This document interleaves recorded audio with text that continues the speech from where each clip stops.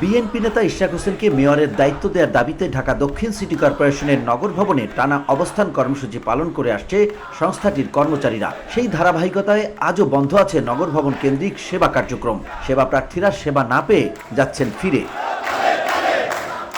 এর সঙ্গে ঢাকাবাসীর ব্যানারে নগর ভবনে একত্রিত হয়েছে ইশরাকের অনুসারীরা। তারা মূল ফটক আটকানোর পাশাপাশি ডিএসসিসির সব বিভাগের অফিস গেটে তালা ঝুলিয়ে রেখেছে। ফলে আজও বন্ধ রয়েছে সেবা কার্যক্রম।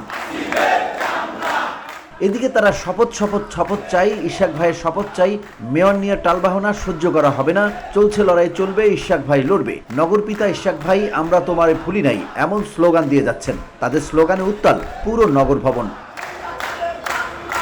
সোমবার সকাল থেকে নগর ভবনের ভেতরের ফটকের সিঁড়িতে অবস্থান নিয়ে বিক্ষোভ করছেন তার সমর্থক ও কর্পোরেশনের শ্রমিক ইউনিয়নের কর্মচারীরা।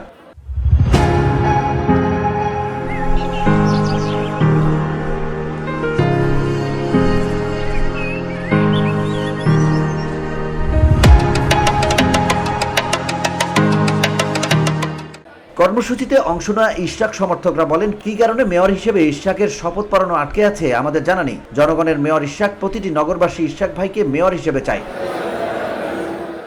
VOD Bangla news desk.